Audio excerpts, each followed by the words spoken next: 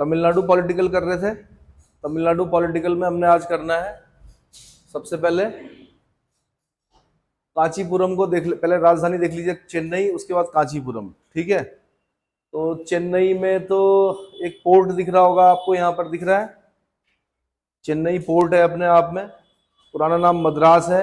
स्थापना किसने की थी मद्रास की? फ्रांसिस डे ने की थी। पुदुचेरी की किसने की थी? Franco Martin. ठीक है, ये दो याद रखने हैं आपने। और चेन्नई के बगल में ही आपको एक एटॉमिक पावर स्टेशन दिखेगा, कलपक्कम। कलपक्कम, कलपक्कम का नाम क्या है? Indira Gandhi, Indira Gandhi centre for atomic research. ठीक है, ये ध्यान रखना आपने, इसी के अगल बगल है। फिर यहाँ पे श्री पेरम्बदूर है, रेलवे कोच फैक्ट्री है यहाँ पर। क्या है? रेल के डिब्बे बनाए जाते हैं, रेलवे कोच फैक्ट्री श्री पेरम्बदूर। फिर कांचीपुरम दिख रहा होगा आपको, तो कांची का कैलाशनाथ मंदिर याद रखना आपने। क्या रखना है? कांची का कैलाशनाथ मंदिर किसने बनाया? पल्लव शासक नरसिंह वर्मन सेकंड ने बनाया। किसने बनाया?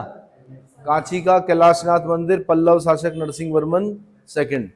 मैंने बताया था ना, ये क्षेत्र चोलों का है, ये क्षेत्र चेरों का है, ये क्षेत्र पांड्यों का है। पहले पल्लव हुए, फिर उसके बाद हुए चोल। एक तो पुराने चोल हुए, एक बीच में जो चोल पढ़ते हैं हम, राजराज फर्स्ट, राजेंद्र फर्स्ट। तो उससे पहले अगर आप बोलेंगे द्रविड़ शैली को, द्रविड़ शैली में जो मंदिरों का निर्माण किया वो किसने किया? पल्लवों ने किया। और चोलों के समय तक जाते जाते द्रविड़ शैली अपने चरमोत्कर्ष पर पहुंच गई। कहां पहुंच गई? अपने चरमोत्कर्ष, मतलब चरम पर पहुंच गई। ऐसे मंदिर बनाए गए कि जिनका सानी पूरे क्या दक्षिण भारत में नहीं था। 13-13 मंजिल के मंदिर किसके समय बनाए गए? तो पहले पल्लवों को पढ़ते हैं हम, उसके बाद हम क्या पढ़ते हैं? चोलों को पढ़ते हैं। एक मैंने कहा अशोक के समय के चोल हैं, चोल चेर पांड्य। उसने भी अपने अभिलेखों में क्या कर रखा है? चोल चेर पांड्यों का उल्लेख कर रखा है। वो चोल पुराने चोल हैं। ये वाले जो चोल हैं ये बाद के चोल हैं। कौन से? राजराज फर्स्ट, राजेंद्र फर्स्ट, है ना, पंडित चोल जिनको बोलते हैं, राजेंद्र फर्स्ट को। ठीक है, तो क्या होता है, दो क्वेश्चन आते हैं, उनमें कंफ्यूजन होता है। एक होता है महाराष्ट्र में एक जगह पड़ती है एलोरा। ठीक है, महाराष्ट्र में बताना भूल गया था मैं। एलोरा का कैलाश मंदिर अगर क्वेश्चन पूछेगा तब आपने आंसर देना राष्ट्रकूट शासक कृष्ण फर्स्ट। क्या देना है? राष्ट्रकूट शासक Krishna first. Biggest rock cut temple of India and शायद biggest rock cut temple of world. संसार का या भारत का सबसे बड़ा रॉक कट टेम्पल है। उस मंदिर को नीचे से नहीं बनाया गया, ऊपर से बनाया गया। मतलब रॉक को जो शिखर होता है ना, वहां से स्टार्ट किया गया बनाना। कल मैंने आपको उसमें दिखाया होगा, मोबाइल पे देखा होगा आपने। तो बिगेस्ट रॉक कट टेम्पल जो है वो कौन सा? एलोरा का कैलाश मंदिर। किसने बनाया? राष्ट्रकूट शासक कृष्ण फर्स्ट ने।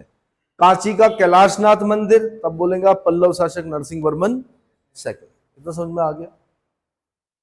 और नरसिंह वर्मन सेकंड की शैली का नाम क्या है? राज सिंह शैली। क्या है? राज सिंह शैली में बनाए, मतलब उसकी शैली को क्या कहा जाता है? राज सिंह शैली।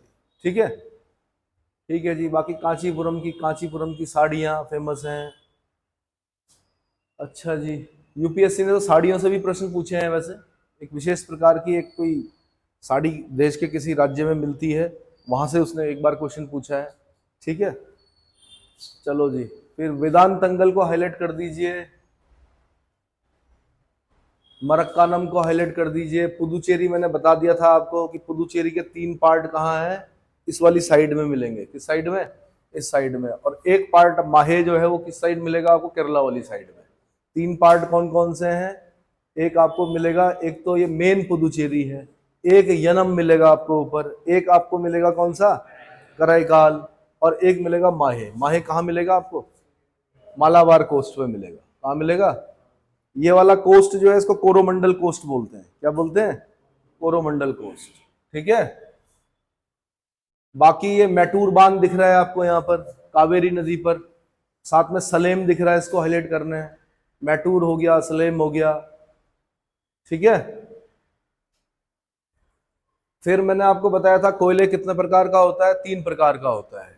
सबसे अच्छे किस्म का, सॉरी 4 प्रकार का होता है। सबसे अच्छे किस्म का एंथ्रासाइट होता है, जो कि नीली लौ के साथ जलता है, जिसमें कार्बन की मात्रा सबसे ज्यादा होती है। और वाटर वेपर सबसे कम होती है। दूसरे प्रकार का कोयला कौन सा होता है? बिटुमिनस कोल। ठीक है। तीसरा प्रकार का होता है लिग्नाइट कोल। चौथा प्रकार का होता है पीट, जो कि सबसे बुरा कोयला माना जाता है। वो कौन सा है? पीट, जो बहुत धुआं देता है, कार्बन की मात्रा कम होती है, वाटर वेपर की मात्रा ज्यादा होती है। साथ में मैंने एक क्वेश्चन पूछा आपसे कि भूरा कोयला किसको कहा जाता है? भूरा कोयला किसे कहा जाता है? लिग्नाइट को है। और भारत में सबसे अधिक मात्रा में पाया जाने वाला कोयला किस प्रकार का है? बिटुमिनस कोल है। ठीक है। अगर एंथ्रासाइट पूछेगा वो जम्मू कश्मीर वाली साइड में दिखेगा आपको।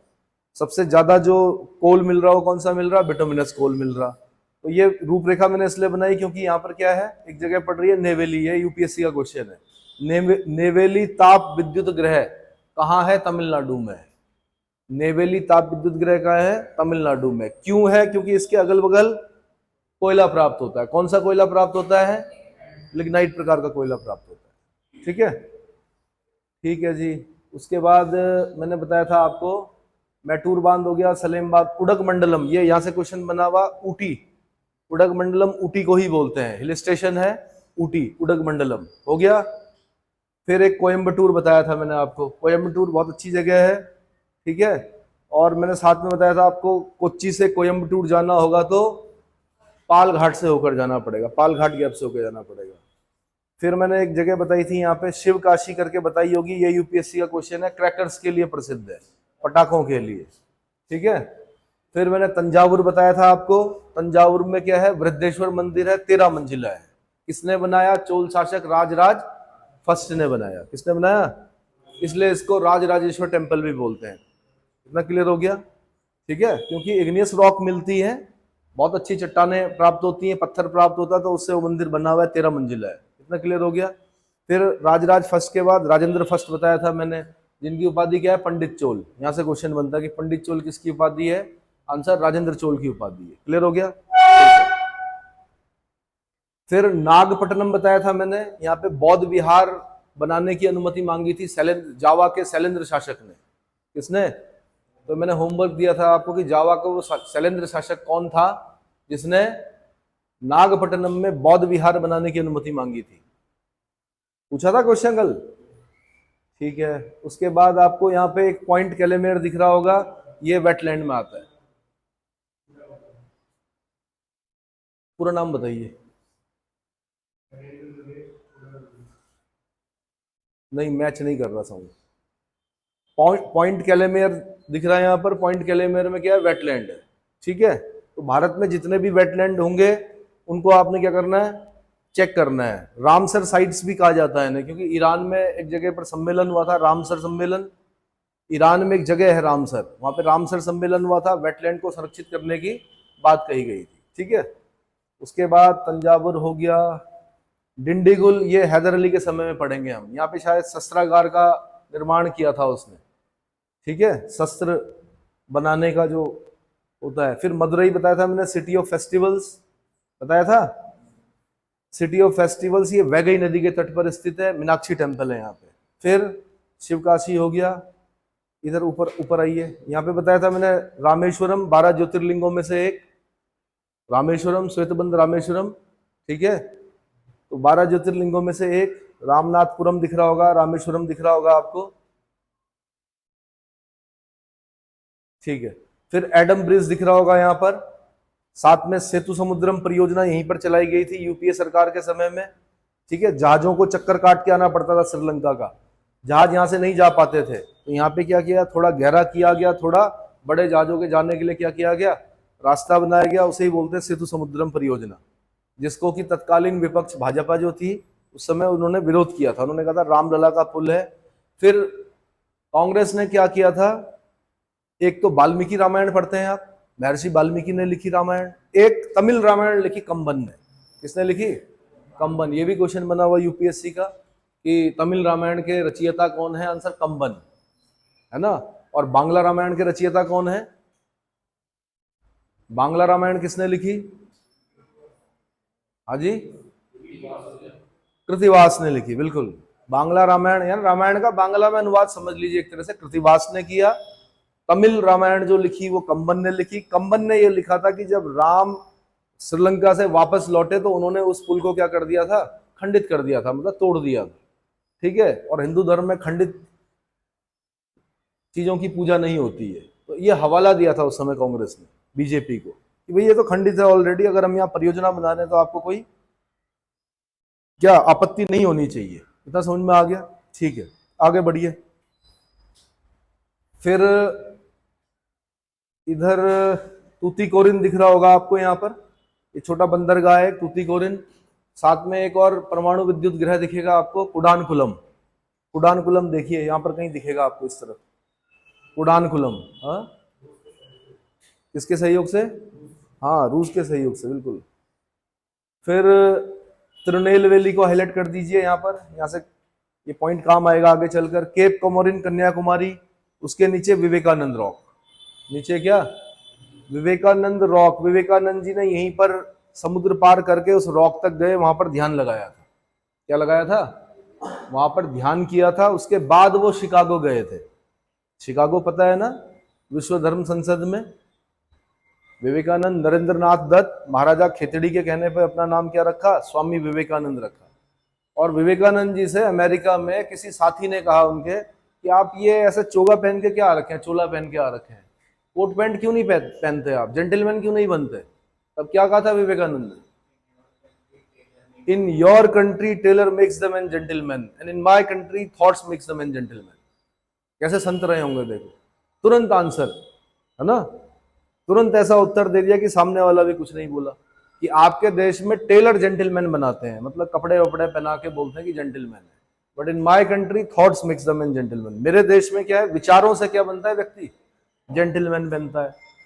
फिर वो विवेकानंद जी जब गए तो उससे पहले हमारे धर्म की भर्त्सना की जा रही थी वहां पर। बोल रहे थे कि आपके धर्म में कृष्ण है, गोपियां हैं, 16,000 रानियां हैं, ठीक है, गोपियों के साथ रहते हैं कृष्ण। विवेकानंद ने अपना भाषण शुरू किया, उसके बाद स्टेज से हटते गए, भीड़ भी क्या होती रही, उन्हीं के साथ चलती रही। चलते चलते चलते क्या हो गया, विवेकानंद पता नहीं कितनी दूर निकल गया और भीड़ क्या, उन्हीं के साथ। तब उन्होंने उत्तर दिया उस प्रश्न का। उन्होंने कहा आप हमारे कृष्ण के लिए ऐसा बोल रहे हैं, 16 कलाओं के ज्ञाता है। कितने? राम 8 कलाओं के ज्ञाता थे, कृष्ण जो थे वो 16 कलाओं के ज्ञाता थे, वो भगवान थे। आप उनके बारे में ऐसे बोल रहे हैं, मैं तो साधारण मनुष्य हूं और आप क्या है, मेरे साथ साथ चल रहे हैं और आपको पता नहीं चल रहा है। इसका मतलब क्या है? क्या है इसका मतलब? यही तो आकर्षण है। तो जब एक साधारण मनुष्य का इतना आकर्षण हो सकता है तो भगवान का आकर्षण कैसा होगा? ठीक है, चलो। फिर होता ही है अट्रैक्शन, एक एज में होता है। विवेकानंद युवा थे, एट द एज ऑफ 39 मेरे ख्याल से डेथ हो गई थी उनकी, है ना। 1893 में शिकागो गए थे। 1897 में उन्होंने रामकृष्ण मिशन की स्थापना की थी शायद, है ना। एक महिला ने, जो कि अमेरिकी महिला थी, उन्होंने कहा कि मैं आपसे विवाह करना चाहती हूँ। किससे? विवेकानंद से कहा। तो उन्होंने पूछा आप मेरे से विवाह क्यों करना चाहती हैं? तो उन्होंने कहा कि भाई मैं चाहती हूं कि मेरा पुत्र भी आपकी तरह क्या हो, तेजस्वी हो। क्या हो? तो देखिए, अगर कोई संत होता, कोई वैसा ऐसा ढोंगी संत होता, तो वो तो कहता कि ये तो अपॉर्चुनिटी है, अमेरिका में रहेंगे, सेटल हो जाएंगे, आजकल जैसा कंसेप्ट चल ही रहा है। तो लेकिन उनका जवाब सुनिए। उन्होंने कहा ठीक है, आप ये कह रही हैं कि आपका पुत्र कैसा हो, मेरी तरह तेजस्वी हो, तो आज के बाद आप मेरी माता, मैं आपका पुत्र। क्या समझ में आया? जबकि सेम एज ग्रुप के रहे होंगे। लेकिन क्या कहा उन्होंने? इसको चरित्र बोलते हैं। क्या बोलते हैं? कैरेक्टर। और ये हिंदू संतों में पाया जाता है। किसमें पाया जाता है? समझ में आया? ठीक है। और कुछ बताना विवेकानंद जी के बारे में? हाँ, चलो। तो चरित्र निर्माण भी जरूरी है भाई, एथिक्स भी जरूरी है, नैतिकता, चरित्र, ये सब चीजें चाहिए। जब आप लवासना में जाएंगे तो गेट पे लिखा हुआ, सबसे पहले क्या लिखा हुआ? शीलम परम भूषणम। क्या लिखा हुआ? Character is the prime virtue. इसका मतलब उस संस्थान ने अपना क्या बता दिया सबसे पहले, कि आप इस गेट को एंटर तो कर रहे हो, लेकिन यहां पर सबसे पहले क्या, किस चीज का निर्माण होगा? चरित्र का निर्माण होगा। ये अलग बात है कि वहां से निकलने के बाद तक कुछ समय तक मनुष्य को याद रहता है, धीरे धीरे क्या होता है वो, धीरे धीरे क्या करता है, करप्शन में लिप्त हो जाता है ना। कुछ लोग हैं जो नहीं होते हैं, देश जो चला रहे हैं वो वही है, सीनियर ब्यूरोक्रेट्स जो हैं, लेकिन कुछ लोग हैं जो अखबारों में पढ़ने को मिलते हैं, इतनी आय से अधिक संपत्ति मिली, उतनी आय से अधिक संपत्ति मिली, तो सोच लीजिए आप। चलिए, तो नागरकोइल हो गया, ये सब, ये मतलब इनको देखते रहिए, ये नाम आपको बार बार क्या करेंगे, जितना आप देख लोगे उतना आपको याद रहेगा कि हाँ भाई हमने ये पढ़ा था, तमिलनाडु में यहाँ की बात, यहाँ की घटना है। ठीक है, फिजिकल निकालिए जल्दी से।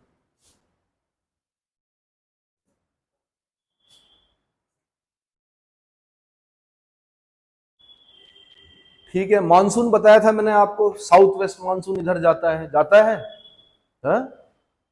एक रिट्रीटिंग मानसून होता है, कौन सा, रिट्रीटिंग मानसून, लौटता हुआ मानसून बोलते हैं उसको। तो उसको जब हम नाम बोलेंगे तो क्योंकि वो नॉर्थ ईस्ट की तरफ चलता है तो नॉर्थ ईस्ट मानसून बोलेंगे उसको, क्या बोलेंगे।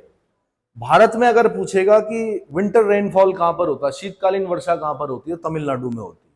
कहां पर होती है, शीतकालीन वर्षा जो होती है वो कहां पर होती है, तमिलनाडु में होती है। अब आप बोलेंगे उत्तर भारत में भी तो होती है जी, जाड़ों में कभी कभी बारिश होती है, तो वो किसकी वजह से होती है, पश्चिमी विक्षोभ की वजह से होती है। वो किसकी वजह से, पश्चिमी विक्षोभ की वजह से होती है। और उसको बोलते हैं क्या, वेस्टर्ली डिस्टर्बेंस। कैस्पियन सी के ऊपर से कुछ हवाएं आती हैं, वाटर वेपर ग्रहण करती हैं, जलवाष्प ग्रहण करती हैं, और उत्तर भारत के कुछ क्षेत्रों में क्या करती हैं, वर्षा करती हैं, उसको क्या बोलते हैं, पश्चिमी विक्षोभ। इतना क्लियर हो गया। लेकिन यहाँ पर जो तमिलनाडु वाला भाग है उसमें क्या करते हैं, विंटर रेनफॉल, क्या करते हैं, मतलब शीतकालीन वर्षा होती है वहां पर। इतना क्लियर हो गया। ठीक है, क्या किस में बताऊं।